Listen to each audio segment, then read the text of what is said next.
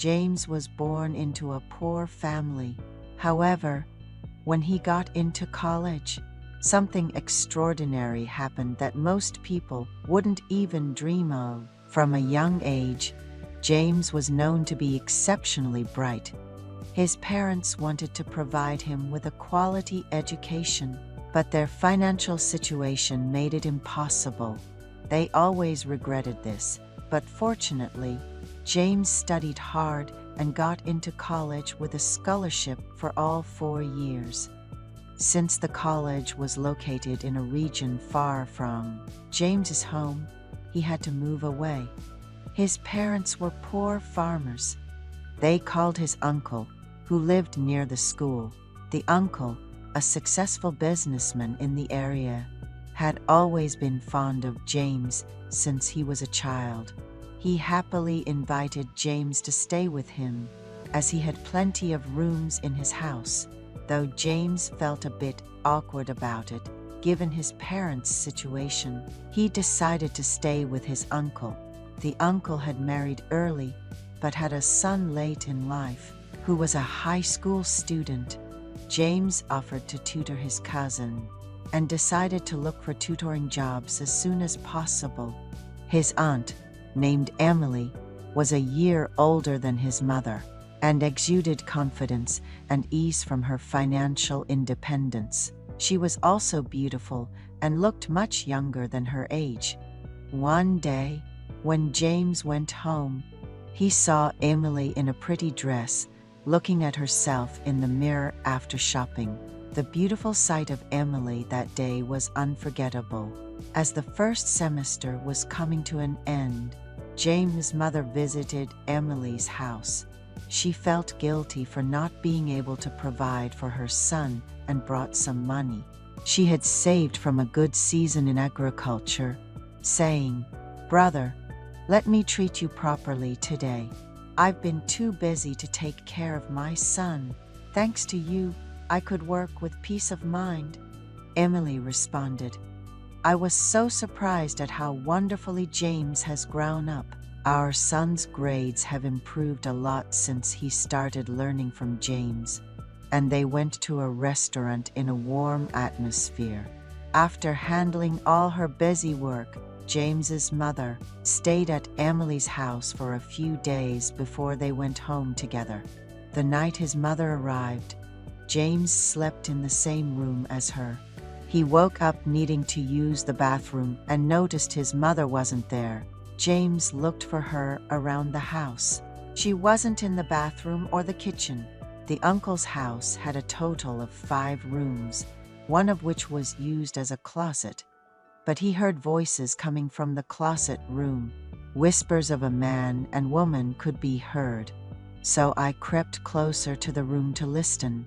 It seemed like it was Mom and Uncle John together. What could they possibly have to discuss at this hour? I perked up my ears, and Mom was saying, "I've missed you so much. I should have come earlier, I'm sorry." And Uncle John said, "You've become so beautiful, haven't you? I'll ask James to go shopping at Emily's so you can eat lots of delicious food and stay for a long time." I involuntarily covered my mouth. Mom laughed. "Brother, how can our little one be so healthy? He really takes after us. Haha."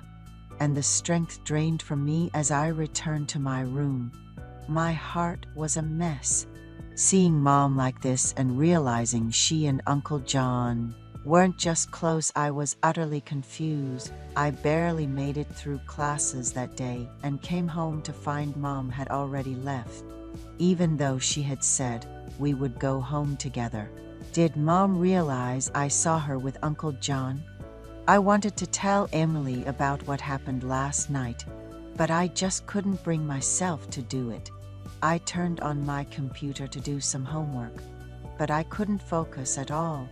I greeted Uncle John when he came home from work, but deep down, I wanted to confront him about his relationship with my mom.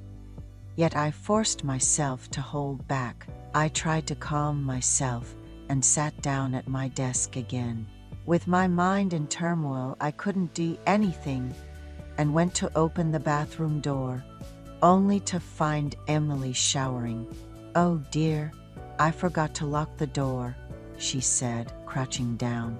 I silently closed the door and went back to my room.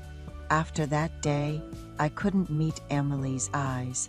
However, Emily, being kind and easygoing, treated me just like before. "Emily, I forgot to knock. I'll make sure to knock next time," I said. And Emily replied, "It's okay. Not locking the door was my big mistake," as she prepared dinner. Uncle John had gone to work, and my cousin wouldn't be back from tutoring until 11 p.m. Emily asked if I had plans for the evening. I told her I had an exam in the morning and planned to rest at home. Emily casually hugged me and said, "Eat something nice after your exam," as she gave me some pocket money. After the exam, I bought peaches that Emily likes. "I'm so proud of you for doing well this semester at our home, James," she continued. "But James, have you ever had a girlfriend?" she asked, and I shyly replied, "No, I haven't found someone I like yet." Emily then teased, "Leaving such a healthy, handsome, and smart guy like you single, huh? You guys have all the geniuses at your school, but it seems like they can't judge character," he joked, munching on a peach. Emily hesitated for a moment before admitting, "Speaking of which, I've been having a really tough time lately." James caught onto Emily's cue and stayed with her late into the night. Emily quietly accepted James's awkwardness, making herself comfortable. It was James's first time feeling this way, but with Emily naturally taking the lead, he was able to relax. After a while, with a satisfied smile, Emily suggested, "Let's have some meat.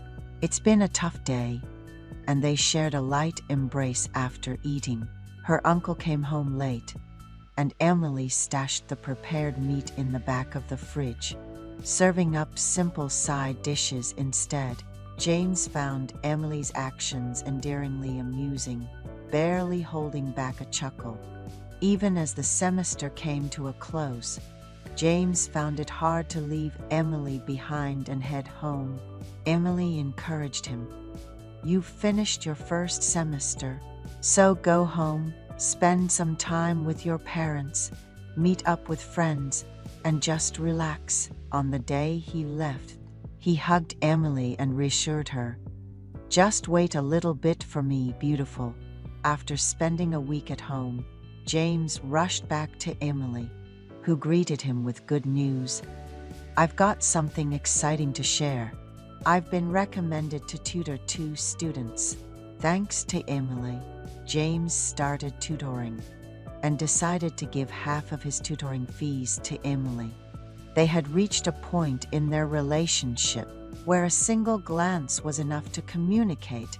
Her uncle, whose workdays always ran late, felt that James brought a new lease on life, treating him with great affection. Emily told James that he should feel free to make friends at school, warning him that he might regret not experiencing young love later in life. James responded, "I'll let you know if I get a girlfriend, but for now, there's no need. Nobody is as beautiful as you, Emily. Just stay by my side."